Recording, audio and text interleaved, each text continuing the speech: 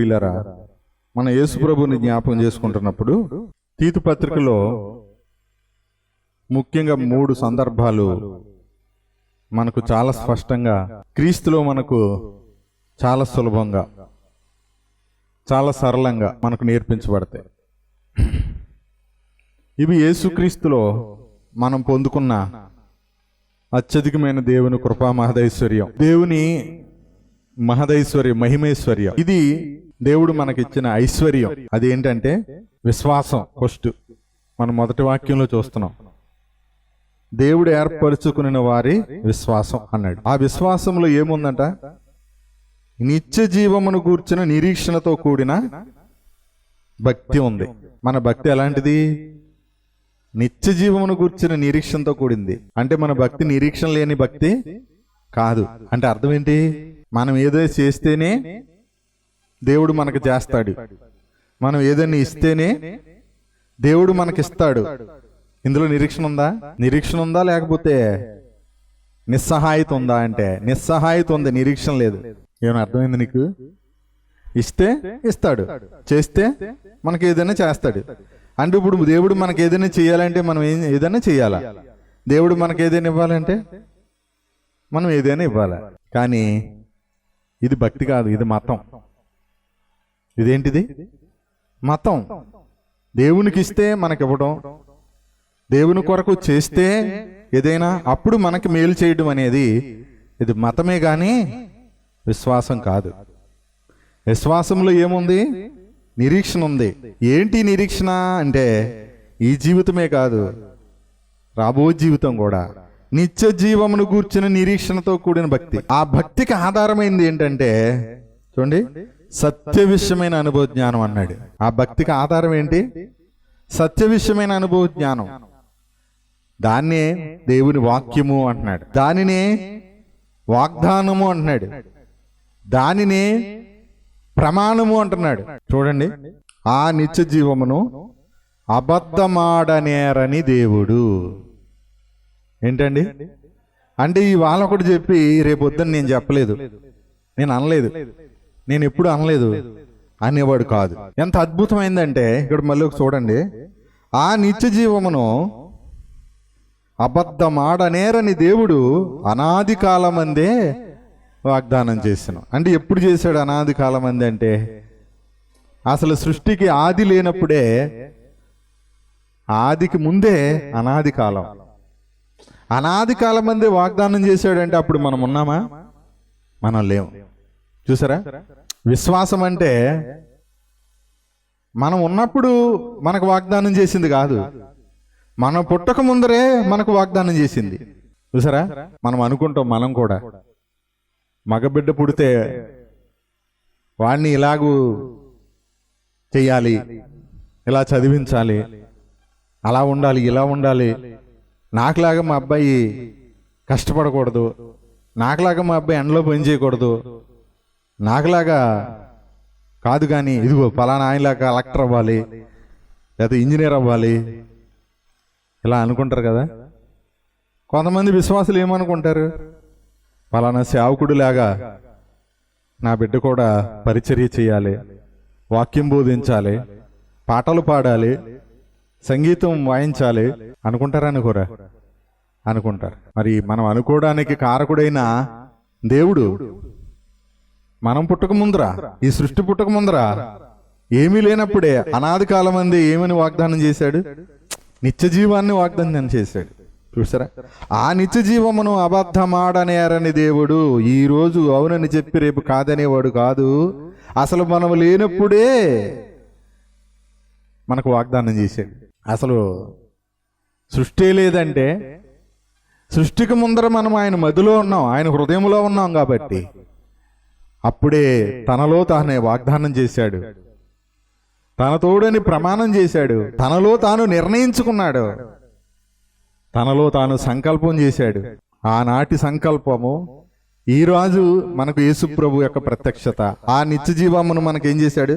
మన రక్షకుడైన దేవుని ఆజ్ఞ ప్రకారము నాకు అప్పగింపబడిన సువార్త ప్రకటన వలన తన వాక్యమును యుక్త కాలములందు బయలుపరిచిన. దీన్ని ఏమన్నాడు చివరికి? ఇది వాక్యము అంటున్నాడు.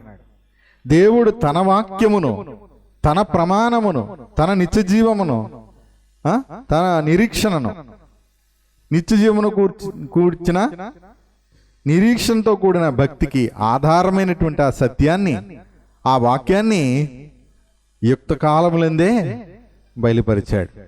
అంటే వాగ్దానము అనాది కాలమందు చేస్తే యుక్త కాలమందు బయలుపరిచాడు అని అంటే అర్థం ఏంటో తెలుసా? ఎప్పుడు ఈ సమాజానికి, ఎప్పుడు ఈ ప్రపంచానికి యేసుక్రీస్తును అనుగ్రహించాలో ఆ సరి అయిన సమయంలో యేసుక్రీస్తుని అనుగ్రహించాడు అన్నమాట. 2 వాక్యాలు చూపిస్తాను చూడండి. గలతీకు రాసిన పత్రికలో మొదటిది చూడండి, 4:4 చూడండి.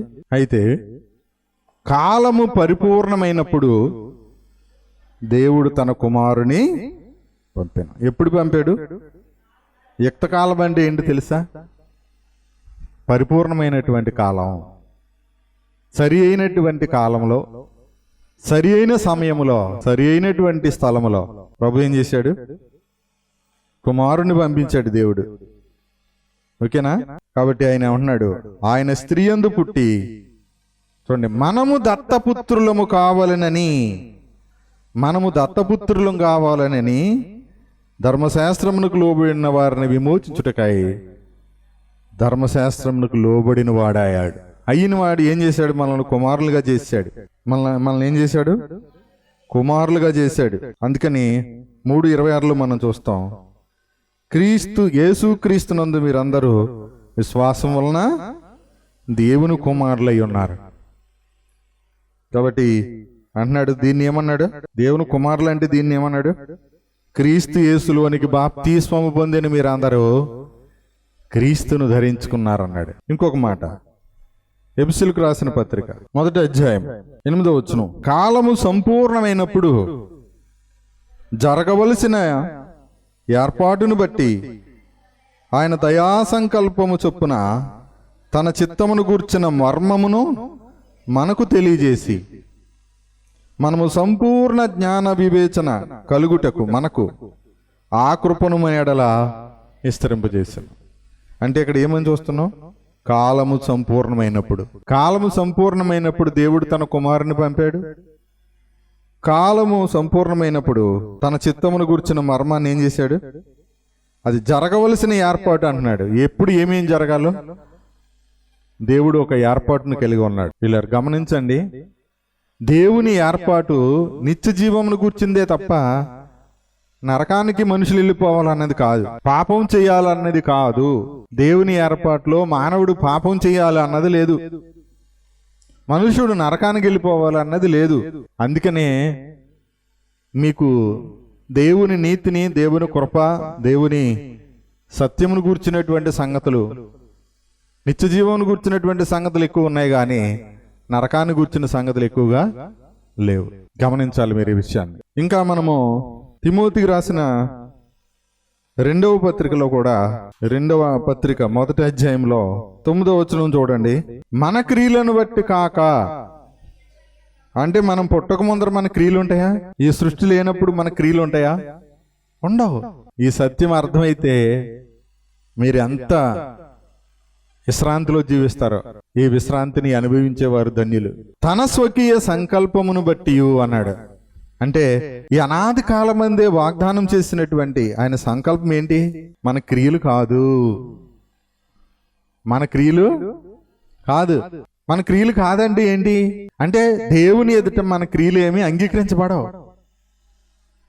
నీతిమంతులు అవడానికి కానీ, కుమారులు అవడానికి కానీ, పరిశుద్ధులు అవడానికి కానీ, నీతిగా బ్రతకడానికి కానీ మన క్రియలేవి అంగీకరించబడవు.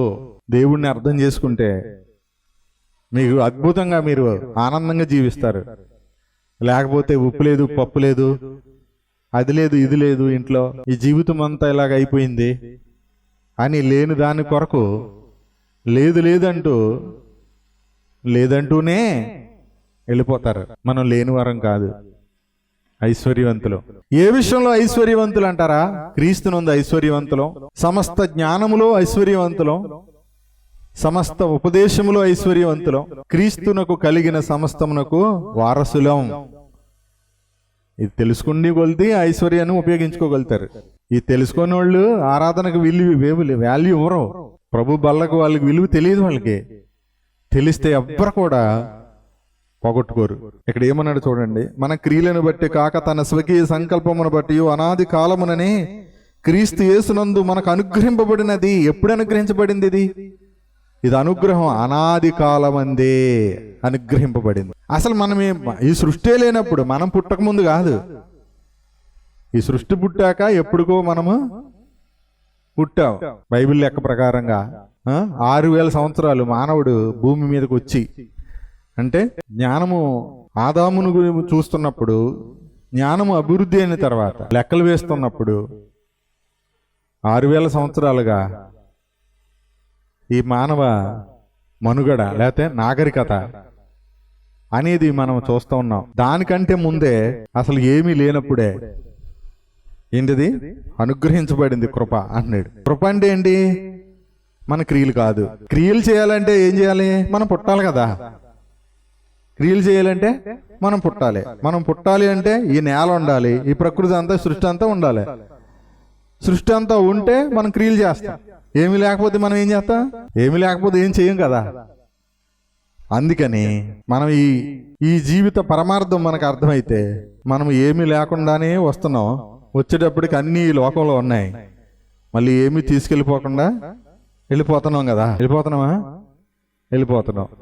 మరి మధ్యలో ఇవన్నీ నాది నాది నాది నేను నాది నేను నాది నేను నాది నేను నాది అనుకుంటున్నప్పుడల్లా ఏది మనది అనుకుంటున్నామో దాని విషయమైన ఆసక్తిని కోల్పోతున్నాం. మీరు గమనించారు లేదు? ఒక వస్తువు కావాలనుకుంటాడు.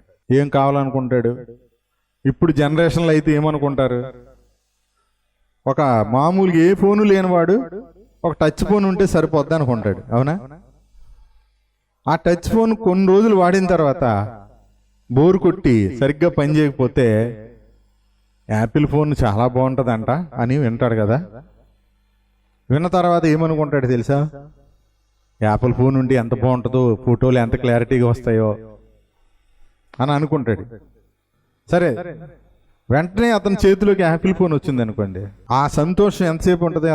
అతని చేతిలోకి ఆ ఫోన్ వచ్చిన తర్వాత ఈ ఫోను నాది అన్న ఆలోచన కలిగిన తర్వాత, నిశ్చయత కలిగిన తర్వాత, ఇది నీదే, నీ ఇష్టం అన్న తర్వాత, చూడండి మీరు ఇది చాలాసార్లు ఎక్స్పీరియన్స్ చేసి ఉంటారు. ఇది మీది అన్న తర్వాత దాని మీద ఇక ఇది వరకున్న ఆసక్తి ఇప్పుడు ఉంటుందా? ఉండదు. ఎందుకంటే ఎక్కువసేపు పెట్టుకుని ఉండొచ్చు ఇలాగా, కానీ దీన్ని ఎప్పుడు మర్చిపోతారో చెప్పండి? ఎప్పుడు మర్చిపోతారు దాన్ని? నిద్రపోయేటప్పుడు మర్చిపోతారు కదా. అప్పుడు మీది అని ఉంటుందా? ఉండదు. మనం గాఢ నిద్రలో ఉన్నప్పుడు మనకి ఏదైనా ఉంటుందా? నాది అని ఏదైనా ఉంటుందా? మనకి బెంగ ఉంటుందా? సంతోషం ఉంటుందా? దుఃఖం ఉంటుందా? ఏముంటది? ఏమి ఉండదు. అసలు బతుకున్నాను అని ఉంటుందా? చచ్చిపోయినాను ఉంటుందా? నిరీక్షణ ఏమైనా ఉంటుందా? భవిష్యత్తు మీద బెంగ ఏమైనా ఉంటుందా? ఉండదు. గాఢ నిద్రలో నడువు నొప్పి ఉంటుందా? తలపోటు ఉంటుందా? ఏమి ఉండదా? అసలు ఆకలి ఉండదా? దాహం ఉండదా? ఆలోచన చేయండి. విశ్రాంతిలో దేవుడు ఎలా ఉంటాడో మనం కూడా అలా ఉంటాం. దేవుడు ఎలా ఉంటాడయ్యా అని అడిగితే, ఆయన అనాది కాలంలోనే ఏమీ లేనప్పుడే మనందరినీ క్రీస్తులో చూశాడు, మనతో సంకల్పం చేశాడు. ఆయన ఒక కాలాన్ని యుక్తకాలంలో జరగవలసిన ఏర్పాటును బట్టి దాన్ని బయలుపరిచాడు, దాన్ని ప్రత్యక్షపరిచాడు. అప్పుడే క్రీస్తులో చూశాడు, తన ఎదుట పరిశుద్ధులమైన నిర్దోషులమై ఉండాలని సంకల్పం చేశాడు, వాగ్దానం చేశాడు తన కృపని. అంటే కృప అంటే మన క్రియలేమీ కాదు. అందుకని మనం ఏ క్రియలు చేయాలి అని అన్నప్పుడు పరలోకం వెళ్ళడానికి మనం ఏ క్రియలు చేయట్లేదు, కానీ పరలోకం వెళ్ళడానికి ప్రభువే అనాది కాలమందు వాగ్దానం చేశాడు, యుక్త కాలంలో బయలుపరిచాడు, ప్రత్యక్షపరిచాడు. మనలను ఆ సంకల్పాన్ని బట్టి ఇప్పుడు రక్షించాడు. దాని కొరకు తను తాను అర్పగించుకున్నాడు. ధర్మశాస్త్రము చేయలేని దాన్ని ఆయన చేశాడు. మన మతం చేయలేని దాన్ని ప్రభు చేశాడు. మనల్ని జీవింపజేస్తున్నాడు. కాబట్టి మనం ఎక్కడికి వెళ్ళిపోవాలి? ఆ అనాది కాలంలోకి వెళ్ళిపోవాలి. ఆ అనాది కాలంలోకి ఇప్పుడు వెళ్ళిపోతే అక్కడ ఏమీ లేదు. ఏముంది అక్కడ? దేవుడే ఉన్నాడు. దేవునిలో నీవున్నావు, నేనున్నా. అది ఎలా తెలుసు మనకి? ఇప్పుడు మనం ఉన్నాం కదా. అప్పుడు మనం అలా వెళ్ళిపోయాం అనుకోండి. అవును, ఏమీ లేనప్పుడు ఎవరున్నారు? ఇప్పుడు నేను ఉండే ఉంటాను అనిపించలేదు మనకి. లేకపోతే ఇక్కడికి ఎలా వస్తాం? దేవుడు మనకి మంచి ఆలోచన ఇచ్చాడు, వివేకాన్ని ఇచ్చాడు. ఎక్కడి నుండి వచ్చారు వీళ్ళంతా? ఎక్కడికి వెళ్ళిపోతున్నారు వీళ్ళంతా? ఇంతకు ముందు ఎక్కడున్నారు వీళ్ళంతా? ఈరోజు నా పిల్లలని, నా భార్య అని, నా తల్లిదండ్రులని, నా వాళ్ళని అనుకుంటున్నాము. చచ్చిపోతున్నప్పుడు మనతో ఎవరన్నా వస్తున్నారా? వెళ్ళిపోతూ మనల్ని ఏమైనా తీసుకెళ్తున్నారా? నా భర్త అంటాం. చచ్చిపోతే మనం పిలిచినా పలకడు. గాఢ నిద్రలో ఉంటే చచ్చిపోతే చచ్చిపోడు భులోమని ఏడుతారు. కానీ గాఢ నిద్రలో ఉన్నప్పుడు ఎక్కడికి వెళ్ళాడో ఎవరికి తెలుసు? ఎక్కడున్నాడో ఎవరికి తెలుసు? అందుకే అంటాడు, గర్భమున పుట్టిన బిడ్డను కరుణింపక తల్లి మరచునా. ఒకవేళ తల్లి అయినా మరచును కానీ ఎప్పుడు మరిచిపోతుంది తల్లి? బిడ్డ పక్కలోనే ఉంటది. కానీ తల్లి అలసిపోయి గాఢ నిద్రలోకి వెళ్ళినప్పుడు ఆ బిడ్డను కూడా మరిచిపోద్ది. కానీ నేను నిన్ను మరవనన్నాడు దేవుడు. ఈ మాట, ఈ వాగ్దానాన్ని బట్టి ఈ మాట ప్రభుతో పలకాలి. మీరు నమ్మితే ఎప్పుడు పలకాలి? భరించలేని బాధ కలిగినప్పుడు, లేనిపోని నిందలు మనం ఏదేసినప్పుడు, ఎవరో మనల్ని అర్థం చేసుకోలేనప్పుడు, మన మాట ఎవరు విననప్పుడు, మనం ఎవరికి పట్టనప్పుడు ఈ మాట గుర్తు చేసుకొని, తల్లి మరచినా నేను నిన్ను మరవను అన్నావు కదా తండ్రి, వీళ్ళందరూ మరిచినా నువ్వు నన్ను మరిచిపోవని ఆయనతో మాట్లాడండి. నీవు నన్ను ప్రేమిస్తున్నావని చెప్పండి. అనాది కాలమందే ఈ సృష్టి లేనప్పుడే నీ కృప నా మీద ఉందన్నావే. వాగ్దానం చేసావు కదా నీ కృపని. ఇప్పుడు నాకు కావాలి. ఈ బాధను తట్టుకోవడానికి, ఈ సమస్యను తట్టుకోవడానికి, ఈ కష్టాన్ని దాటడానికి, ఈ శరీరాన్ని దాటడానికి నాకు నీ కృప కావాలా? అవునా కదా? ఈ శరీరాన్ని దాటే జీవించాలి మనం. మనం శరీరంలో బందికాణాలు అయిపోయాం, శరీరంలో ఖైదీలుగా మారిపోయాం. ఈ శరీరంలో అది కావాలి, ఇది కావాలి, ఇది కావాలి, అది లేకపోతే ఎలాగ, ఇది లేకపోతే అనుకుంటున్నాం. ఆ తీరా అది సంపాదించుకున్నప్పటి నుంచి దాని మీద ఆసక్తిని కోల్పోవడం. మీకు బాగా అర్థం కావాలి యవ్వన బిడ్డల కంటే నేను మాట చెప్తాను. యవ్వన వయసు ప్రారంభం కాగానే అబ్బాయిలు అమ్మాయిలుగా ఆకర్షితులవుతారు, అమ్మాయిలు అబ్బాయిలుగా ఆకర్షితులవుతారు. తల్లిదండ్రులతో ఉండడం కంటే సమాన వయస్కులైనటువంటి అబ్బాయిలతో సహవాసం చేయడానికి ఇష్టపడతారు. అలాగే వాళ్ళు ఇష్టపడతారు. దూరంగా ఉన్నంతసేపు, వారి హద్దుల్లో ఉన్నంతసేపు వాళ్ళ రిలేషను ఒకరంటే ఒకరికి ఇష్టం, ఒకరి మీద ఒకరికి ఆసక్తి, ఒకరి ఎడల ఒకరినొకరు పరామర్శించడం, ఒకరితో ఒకరు గంటలు మాట్లాడుకోవడం. ఎంత మాట్లాడుకున్నా, ఎన్ని మాట్లాడుకున్నదే మాట్లాడుకున్నా, చెప్పిందే చెప్పుకున్నా వాళ్ళకి ఆసక్తి ఎక్కడ పోదో, బోరు కొట్టదో, విసుగు రాదో. ఇంకా ఏంటి ఆలోచించండి. ఇంకా ఏంటి, ఏముంది ఇంకా అంటే మళ్ళీ స్టార్ట్ చేస్తే మళ్ళీ నిద్ర లేకుండా వింటాడు. కానీ 10 నిమిషాలు దేవుని వాక్యం వినాలంటే మైండ్ ఎక్కడికో వెళ్ళిపోతూ ఉంటుంది. ఇలాగ వాళ్ళు 4 ఏళ్ళైనా 5 ఏళ్ళైనా అలా దూరంగా ఉన్నంతసేపు వాళ్ళ ప్రేమ చాలా స్వచ్ఛంగా అలాగూ సహవాసం కంటిన్యూ అవుతూ ఉంటుంది. ఏ రోజున వాళ్ళు శారీరకంగా ఏకమయ్యారో, లేదా ఏ రోజున వాళ్ళిద్దరికి పెళ్లి చేశారో, అప్పటి నుంచి ఇప్పుడు నా భార్య, నా భర్త అంటే మన సొంతం అవ్వగానే, ఇందాక చెప్పాను కదా, అది యాపిల్ పోనే మందయిన తర్వాత అది ఎంత ఖరీదైందైనా సరే దాన్ని మరిచిపోక తప్పదు, విడిచిపెట్టక తప్పదు. దానివల్ల వచ్చిన ఇబ్బందుల్ని, కష్టాలని, నష్టాలని అన్నిటినీ మనం భరిస్తాం. తేలికగా దీన్ని ఎక్కడో చోట పక్కన పెట్టి మనం నిద్రపోమా. ఇది ఎంత వాస్తవమో అలాగే చెప్పాను కదా బాగా అర్థం కావడానికి.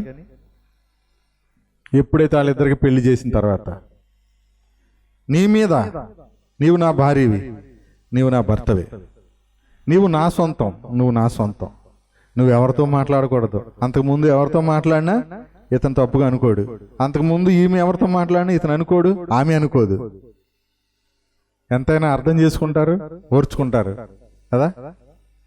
ఇక మాదంటూ తనదంటూ అయిన తర్వాత ప్రతీది అనుమానంగా ఉంటుంది, వాల్యూ తగ్గిపోద్ది, 10 నిమిషాలు మాట్లాడడానికి కూడా టైం ఉండదు. మరి అప్పుడు రాత్రి 1 గంట దాకా మాట్లాడాడు ఏం చెప్పండి. ఇప్పుడు దైవ సంకల్పం అర్థం కాకపోతే జీవితం చీకటైపోవడానికి, అంధకారం అయిపోవడానికి, నాశనం అయిపోవడానికి ఒక్క క్షణకాలం పట్టదు.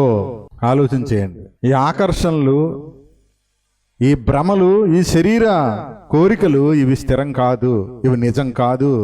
నిజమేంటో తెలుసా? నిజమేంటంటే వివాహంలో ఒకటైన తర్వాత ఒకరినొకరు విడవకుండా, ఒకరినొకరు ఎడబాయకుండా, ఒకరితో ఒకరు జీవిత కాలము సహవాసం చేయాల, బోరు కొట్టకుండా. కానీ ఈరోజు బోరు కొట్టేస్తుంది ఏంటి? 3 రోజులకే, 3 నెలలకే బోరు కొట్టేస్తుంది పెళ్ళం, 3 నెలలకే బోరు కొట్టేస్తున్నారు, 3 రోజులకే బోరు కొట్టేస్తున్నారు. కొంతమందికి భర్తలు బోరు కొట్టేస్తున్నారు, భార్యలు బోరు కొట్టేస్తున్నారు. మరి యేసు ప్రభువుకి మనం ఎంత బోరు కొట్టేయాలి? మనకంటే బోరు ఇంకెవరైనా ఉంటారా యేసు ప్రభుకి? ఆ రోజు చేయండి. మనకంటే బోరు కొట్టించే వాళ్ళు ఎవరైనా ఉంటారా అని ఆలోచించేయండి. మనం బోరు కొట్టమంటారా ప్రభుకి? ఆయనకి వ్యతిరేకంగా ఆలోచన చేస్తున్న ప్రతిసారి మనం బోరు కొట్టేస్తాం. ప్రతిసారి మనకేం చేయాలి? బ్రేకప్ చెప్పాలి. ఆయన ప్రతిసారి మర్చిపోవాలి మనల్ని. కానీ ఆయన మర్చిపోడు. ఎందుకో తెలుసా? ఆయనది నిన్న మొన్న ప్రారంభమైన ప్రేమ కాదు. ఆయనది ముఖం చూసి, అందాన్ని చూసి ఆకర్షణకు లోనైన ప్రేమ కాదు ఆయనది. నీ వాయిస్ బాగుంది, నిన్ను చూడాలి అని ఆకర్షితుడైనటువంటి ప్రేమ కాదు. అవునా కదా? అసలు మనం ఇక పుట్టక ముందరే, ఈ సృష్టి లేనప్పుడే, భూమి రవ్వంతైనా లేనప్పుడే అనాది కాలమంది మన బిడల కృప ఉంది. ఆయన కృప అది చెప్తున్నాడు అనమాట. మీకు అర్థమైతే మీరు ధన్యులు, ప్రభువును స్తుతించండి. చెప్తున్నాడు, మన క్రియలను బట్టి కాక తన స్వకీయ సంకల్పమును బట్టి అనాది కాలముననే క్రీస్తు యేసునందు మనకు అనుగ్రహింపబడినది. అప్పుడు అనుగ్రహించబడింది అంటే అప్పుడు ఇచ్చాడు కృప. మనం ఇక పుట్టక ముందు, ఈ సృష్టి పుట్టక ముందరే మనకు అనుగ్రహించబడింది. అనుగ్రహించబడింది అంటే ఇవ్వబడింది. చూడండి, అనుగ్రహించబడినది క్రీస్తు యేసును మన రక్షకుని ప్రత్యక్షత వలన బయలుపరచబడినది నైనా తన కృపను బట్టి. చూసారా? అప్పుడు వాగ్దానం చేయబడితే క్రీస్తు రక్షకుని ప్రత్యక్షత వలన ఇప్పుడు ఆ కృప బయలుపరచబడింది. రక్షకుని ప్రత్యక్షత వలన బయలుపరచబడింది. తీతు పత్రికలు ఏం చదివాం? యుక్త కాలముల యందు ఆ వాక్యము బయలుపరచబడింది. తీసేయండి, ఇలా పేజీ తిరగెత్త కనబడదు చూడండి.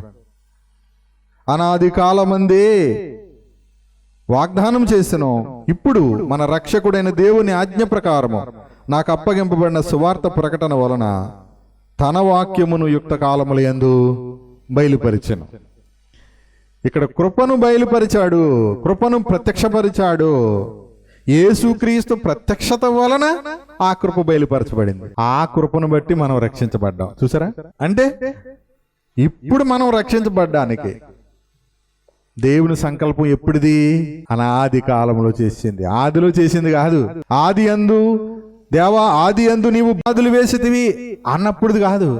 అసలు పునాదులే లేనప్పుడు అనాది కాలమందే ఈ కృప ఉంది. అంటే ఇప్పుడు మన జీవితంలో ఏం కోరుకోవాలి? దేవుణ్ణి, నీ కృప నాకు చాలు. ఏంటి? నీ కృప నాకు చాలు. ఆ కృపే మనల్ని జీవించడానికి సహాయం చేస్తుంది. కనుక ఇప్పుడు తీతు పత్రిక 1వ అధ్యాయంలో ఏం నేర్చుకున్నాం మనం? ఆ నిత్య జీవమును అబద్ధమాడనేరని దేవుడు అనాది కాలమందే వాగ్దానం చేశాడు. ఓకేనా? 4వ వచనం చదివాం కదా. అనాది కాలమందే ఆ నిత్య జీవాన్ని వాగ్దానం చేశాడు. ఇప్పుడు సువార్త ప్రకటన వలన ఆ వాక్యమును, తన వాక్యమును, చూడండి, తన వాక్యమును యుక్త కాలమందు బయలుపరిచాను. ఇప్పుడు వాక్యం విని ప్రభుని నమ్ముకున్నాం మనం. అర్థమైందా? అదే కృపను బట్టి పిలవడం అంటే.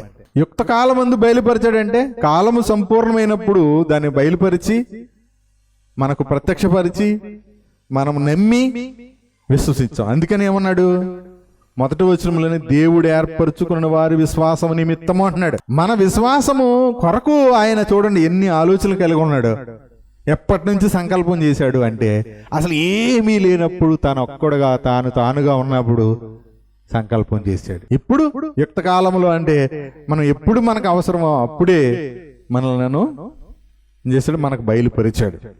దీన్ని ఏమన్నాడంటే ఇప్పుడు 2వ అధ్యాయంలోకి రండి. ఆ బయలుపరచబడింది కదా ఆ కృప, లేకపోతే ఆయన సంకల్పం, లేకపోతే ఆయన వాక్యం. దీన్ని ఏమన్నాడంటే 11వ వచనం, ఎలాగనగా ఎలాగో బయలుపరచబడింది అంటే అది సమస్త మనుషులకు రక్షణకరమైన దేవుని కృప అన్నాడు. ఇది సమస్త మనుషులకు రక్షణకరమైంది. మీరు గమనించాలి, గుర్తుపెట్టుకోవాలా. ఇది ఎవరో కొందరికి కాదు, ఇది క్రైస్తవులకు కాదు, ఇది యూదులకు కాదు, ఇది హెబ్రీలకు కాదు, ఇది ఇశ్రాయేలీలకు కాదు. ఏంటి? ఇది ఇండియా వారికి భారతీయులకు మాత్రమే కాదు, ఇది అమెరికా వాళ్ళకి మాత్రమే కాదు, ఇది ఇంగ్లాండ్ వారికి మాత్రమే కాదు, ఇది కేరళ వాళ్ళకు మాత్రమే కాదు. ఇది సమస్త మనుషులకు రక్షణకరమైంది. ఎప్పటిది? అనాది కాలంలో వాగ్దానం చేయబడింది కాబట్టి. భూమి మీద ఉన్న వాటి కొరకే కాదు, పరలోకంలో ఉన్న వాటి కొరకు కూడా దైవ సంకల్పం ఒక్కటే. ఎంత అద్భుతమో చూడండి. ఇది సమస్త మనుషులకు రక్షణకరమైన దేవుని కృప ప్రత్యక్షమైంది. అక్కడ వాగ్దానం చేయబడింది, బయలుపరచబడింది. ఆ బయలుపరచబడ్డాన్ని ఏమన్నాడు? కృప ప్రత్యక్షమైంది అన్నాడు. అంటే యేసు ప్రభు శరీరధారి అయి వచ్చాడు అని అర్థం. మనం చేయాల్సిన క్రియలు మనం చేయకుండా ఇప్పుడు యేసు ప్రభు శరీరం అర్పించి ఆ ధర్మశాస్త్ర సంబంధమైన ఆ క్రియలకు సమాప్తి పలికాడు. అంటే మానవుడు నీతిమంతుడు అవ్వాలంటే దైవ నియమాన్ని పాటించాలి. మనం పాటించలేము కాబట్టి యేసు ప్రభు వచ్చి ఆ దైవ నియమమును నెరవేర్చి ఆ నీతిని మనకు దానంగా ఇచ్చాడు. ఇది కృప. కృపలో మన క్రియలు లేవు. గుర్తుపెట్టుకోండి, కృపలో ఏం లేవు, మన క్రియలు లేవు. మనకి ఇవ్వబడిన మన పనులు ఉన్నాయి. ఏమన్నాడు అవి? ప్రతివారు తమ సొంత పనులు అంటే ఇంటి పని, సొంత కార్యములు జరుపుకోవాలి. స్త్రీలు కుటుంబం కొరకు ఆహారాన్ని సిద్ధం చేసుకోవాలా, ఇల్లు చక్కబెట్టుకోవాలా, గృహ పరిపాలన చెయ్యాలా. పురుషులు తన భార్య బిడ్డలను పోషించి సంరక్షించాలా. విశ్వాసిగా ఇవి చేస్తే ఇది కూడా సత్క్రియల్లోకి వస్తాయి. అవిశ్వాసిగా చేస్తే అవి నిర్జీవ క్రియల్లోకి వస్తాయి, అందులో జీవం ఉండదు. విశ్వాసిగా భార్య ధర్మం, విశ్వాసిగా భర్త ధర్మం, విశ్వాసిగా కుమారుని ధర్మం, విశ్వాసిగా కుమార్తె ధర్మం, విశ్వాసిగా అమ్మమ్మ, నానమ్మ, తాతయ్య ఈ ధర్మాలన్నింటినీ కూడా పాటించగలిగితే విశ్వాసిగా విశ్వాస మూలంగా జీవిస్తున్నప్పుడు ఇవన్నీ కూడా మనకు ఆనందాన్ని ఇస్తాయి. ఈ సంబంధాలన్నీ కూడా సమాధానంగా ఉంటాయి. ఇవన్నీ అవిశ్వాసిగా ఉన్నాయనుకోండి, వీటి వల్ల అన్ని సమస్యలే.